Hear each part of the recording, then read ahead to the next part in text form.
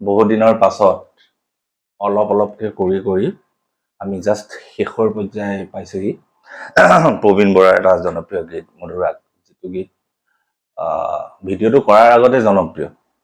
তাৰ পাছত আমি ভাবিলো ভিডিঅ'টো কৰোঁগে। আমি শংখ, মই, লোকিতা, প্ৰবীণ আটাইবোৰে গৈ পেলাই মেঘালয়ৰ এনেকুৱা এডোখৰ জেগাত গৈ পেলাই আমি শ্বুট কৰিলো, যিডোখৰ জেগাত আচলতে আমি প্ৰায় 2 কিলোমিটাৰ মান খোজকাঢ়ি যাব লাগে। তাতে গৈ আমি শ্বুটটো কৰিলো। শ্বুট কৰাৰো বহু কাহিনী। যেতিয়া আমাক বৰষুণ লাগে, আমাৰতো বেলেগ একো অপশ্যন নাই। আমাৰ লাইন প্ৰডিউচাৰ আছিলে শংখ প্ৰতিম। তেখেতে একৰ্ডিং টু শংখ প্ৰতিম, বৰষুণৰ কাৰণে আমি বেলেগ ব্যৱস্থা একো কৰিব নোৱাৰো। বৰষুণ লাগে বুলি ক'লে দিবই আৰু, তেনেকুৱা ধৰণৰ। আমি বৰষুণৰ কাৰণে ৰৈ থাকো কেতিয়াবা, দিব বুলি ভাবি। তেখেতে নাজানো বতৰ বিভাগৰ লগত কেনেধৰণে কি কথা পাতিছিল। বাট ওকে, যেতিয়া আমাক কিনকিনীয়া অকণমান বৰষুণ লাগিছিল, বতৰে আমাক তেনেদৰে সহায় কৰিছিলে, বৰষুণ দিছিলে। যি নহওক, গোটেই শ্বুটবোৰ বহু কষ্ট কৰি পেলাই শেষ কৰিলো। আৰু শেষ কৰাৰ পাছতো আমাৰ বেলেগ পৰ্যায়ৰ কষ্টবোৰ আহি পৰিছিলেহি। আৰু শেষত আমি ট্ৰেইলাৰটো ৰিলিজ কৰিলো, পোষ্টাৰখন ৰিলিজ কৰিলো, আৰু আমাৰ ইতিমধ্যে গানৰ কালাৰ হৈ আছে, গানৰ এডিট কমপ্লিট হ'ল, কালাৰ হৈ আছে। এটা নতুন ধৰণৰ কনচেপ্ট লৈছো, ভালপোৱাৰ কনচেপ্ট লৈছো। ভালপোৱাৰ সেই আবেগ অনুভূতিবোৰ য'ত থাকে, ভালপোৱাৰ সেই মজাবোৰ য'ত থাকে, ভালপোৱা মানে আচলতে যি হয়, কবিতাবোৰত কয় নহয়, এজাক ভালপোৱাৰ সেউজীয়া বা এনেকুৱা ধৰণৰ কথাবোৰ, সেই অনুভৱখিনি আমি গোটেই গানটোত দিবলৈ চেষ্টা কৰিছো। বহু বেছি কষ্ট কৰিছো। থিমটো তেনেকে আমি ভাবিছো। থিমটোক লৈ আমি বাৰেপতি এটা নতুন জাৰ্ণি কৰিছো। চ' লাষ্ট পৰ্যায় দিয়াই শেষ হোৱাৰ পাছতে গানটো ওলাব 29 ছেপ্টেম্বৰ, 29 তাৰিখে দেওবাৰে আমি গানটো ৰিলিজ দিম।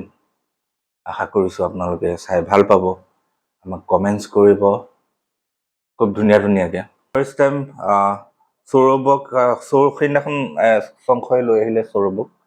আমি ৰেষ্টুৰেণ্ট এখনত গ'লো, তাতে আমি ভালদৰে কথা বতৰা পাতিলো। সিও খুব টেলেণ্টেড ল'ৰা এটা, খুব ভাল ল'ৰা এটা, এক্টিঙৰ প্ৰতি ধাউতি থকা ল'ৰা এটা।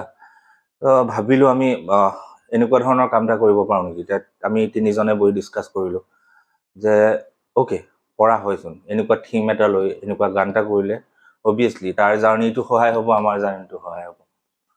সেইকাৰণে সৌৰভে আগভাগটো ল'লে, ক'লে ব'লক।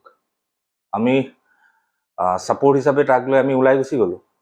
আৰু এট দ্য লোকেশ্যন, সৌৰভ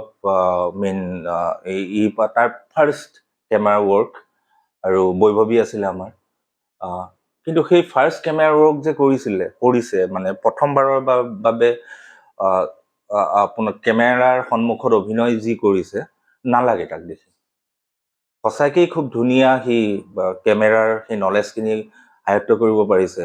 সঁচাকেই এক্সপ্ৰেশ্যনবোৰ খুব ধুনীয়াকৈ দিবলৈ চেষ্টা কৰিছে।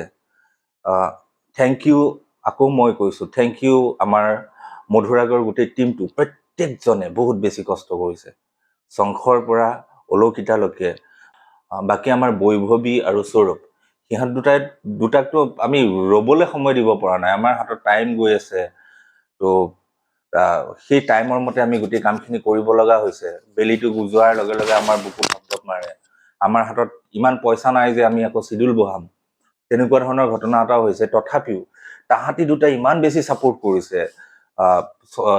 সৌৰভ হওক, বৈভৱী হওক, ইমান বেছি মানে ছাপোৰ্টিং হৈ পেলাই কামটো কৰিছে। অ'কে, আমি এইটো কিয় কৰিব নোৱাৰিম, আমি এইটো কৰিব পাৰিম।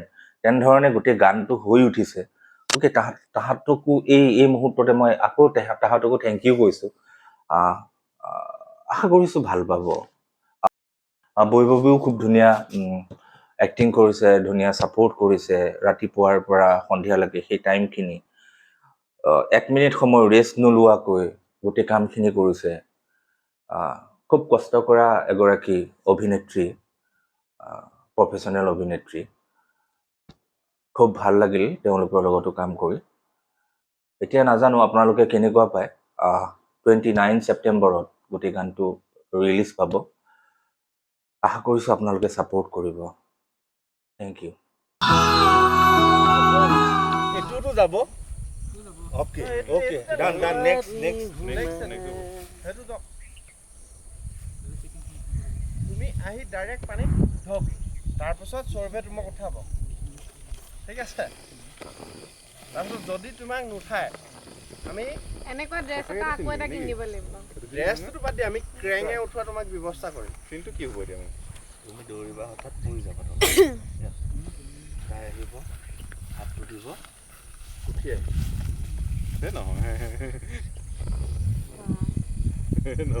বৈভৱী শুনিছা বৈভৱী তুমি আহিবা ইমান দুশ্মনী নহয় আৰু এনেকে পৰি দিবা ইয়াত তুমি এক ধৰিবলৈ দৌৰি আছা ইয়াতকে অলপ লাইট কালাৰ আছে তুমি দৌৰি আছা কিন্তু এইটো এনেকুৱা ন একদম জোতাযোৰ খুলি লোৱা ধুনীয়াকৈ